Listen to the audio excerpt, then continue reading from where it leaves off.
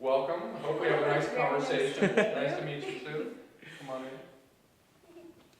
Nice to meet you. Have a seat.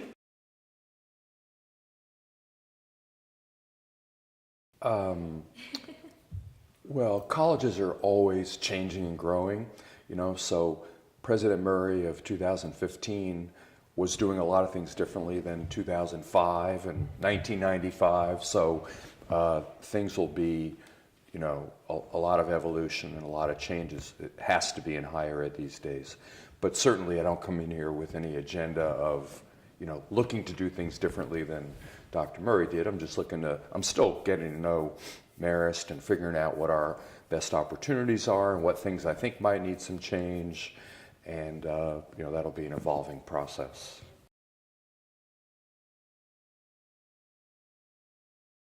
There's the academic side and there's the sort of cultural side.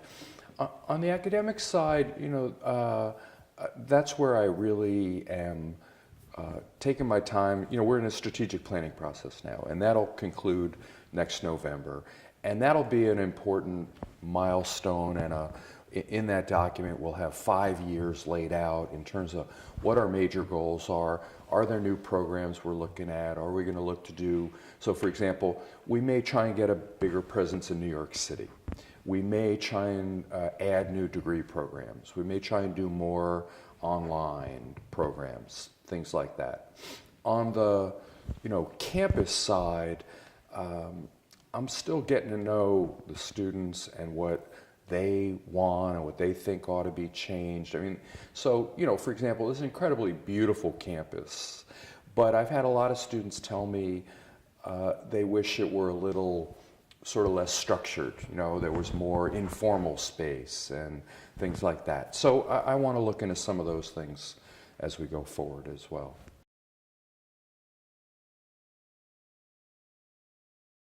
We have more grad students. We need to get better at integrating them into campus life. It's different. It's a little difficult often for graduate students at a predominantly undergraduate institution to feel like they're getting all of the services and lifestyle things that they want. So, I remember a conversation about that where that's just one of the things we're looking to make graduate students more at home and meet more of their needs, some of which are just like undergraduates and some which are different than what undergraduates need.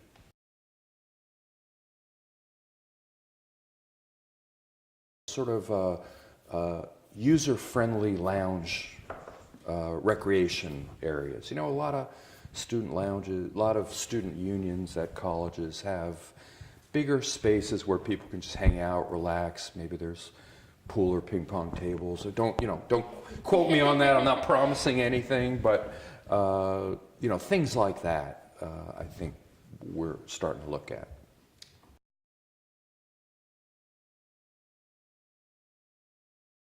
This is like a relay race. I've been handed a baton, and so a lot of things that are high in our agenda are things that were already in the works, and they are really priority items. So for example, on the academic side, just last spring we had our first class of physician assistant students. So fully implementing that program and making sure it gets to a top tier level is a real academic priority. We're also in the process of finalizing plans for a doctoral program in physical therapy. And so that work is continuing, but is a really significant project now. We're starting to think about some other degree programs we might want to institute in the next few years as well. And then on the physical side, a month after I got here, the first new dorm opened on the North Campus. And then in January, the second new dorm opened. And now the third and fourth are being completed, and they'll be open in August. And we have another big construction project planned to start next summer to expand and renovate the steel plant for the arts program and the fashion program, which will move over there. So those are not new, but they're major ongoing developments. And meanwhile, doing a strategic plan is a really big undertaking. And we have a 30-member committee. They're working really hard to survey the campus about what collectively do we think our major priorities ought to be in the next 5 years, assess how we did in the last strategic plan. Along with that, we're starting to formulate plans for the next major fundraising campaign to support all the things we want to do on campus. So those are a few of the big things that are going on now.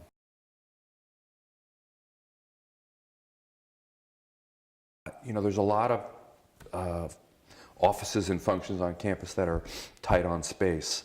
So I don't think we have fully planned out yet what's going to expand in Donnelly once fashion moves out. Because we have, that won't happen, the steel plant won't be finished for almost a year and a half from now. Okay.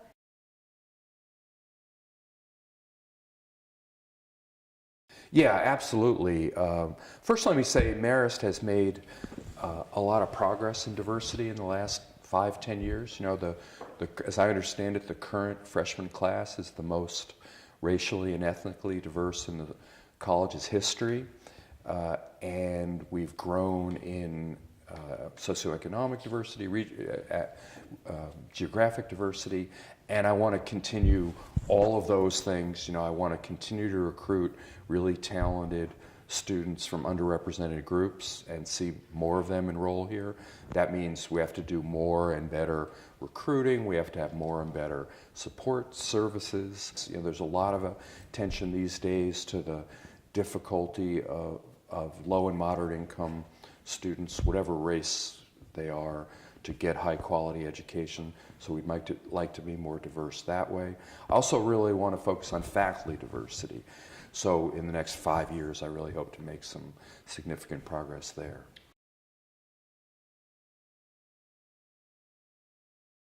Higher education has been the engine of social mobility in our country, where people with talent and drive can get ahead and aren't trapped in the circumstances that they were born into. Right? It's one of the real gems of our society is the role higher ed has played in making us a fairer society. Those challenges are probably greater now than they've been in the past, both because we're dramatically more diverse as a country than we were, and because economic opportunities are more challenging than they have been. Even though the unemployment rate is low, wages have been flat for a long, long time, and as you look for jobs, the role of higher ed in keeping America vibrant and fair is as important as ever, if not more important.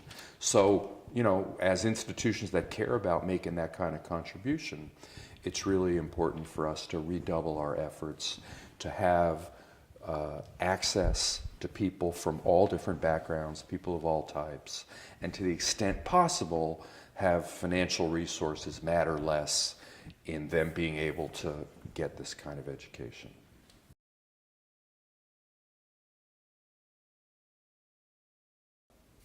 A college like Marist is not a corporation, right? So it's not run in the same hierarchical way that a corporation is. And it's not driven by a profit motive. We're not looking to generate a profit. We're looking to provide high quality education and do a lot of co-curricular things and meet our obligations and be sound financially and grow our endowment over time, but nobody's making a profit off it. So colleges have to use business-like practices, because if you're losing money, you're not going to be able to do the good things that you want to do for your students and for the community. So there was a time in higher ed when colleges didn't really need to pay so much attention to business practices, but that time was long ago.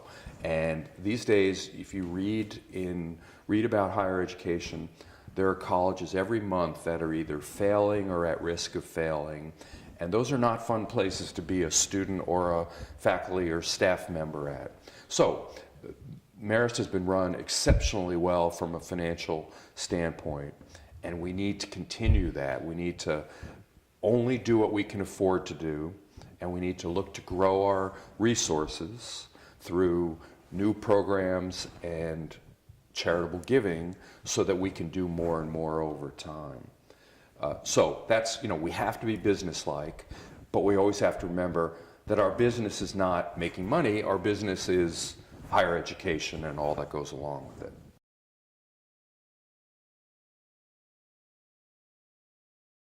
All of the 7 schools we have here are constantly thinking about new programs, new things they ought to do within their programs.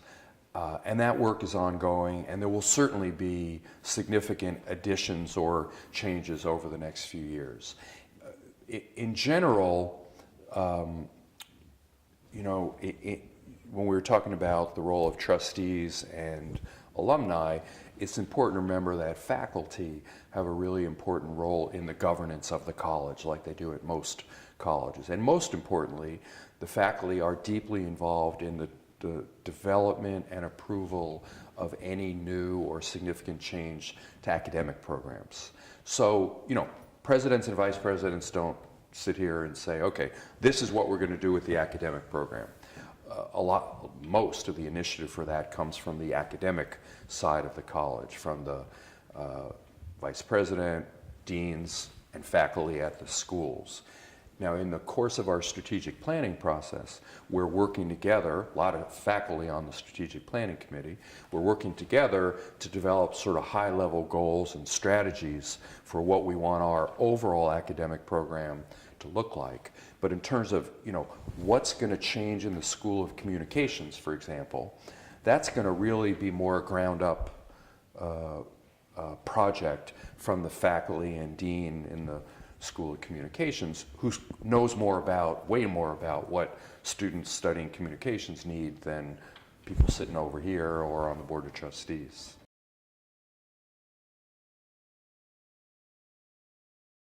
We have a really strong and vibrant relationship with the community. Just the other night, I was invited to the Poughkeepsie Chamber of Commerce Gala, where we got a big award from them as the good neighbor to the whole Dutchess County business community. And then on the nonprofit and service side, I've been incredibly struck since I've been here with how much volunteering our students do in the community and how many organizations that are helping people in the area rely on Marist for volunteers, for space that we donate for meetings and things like that.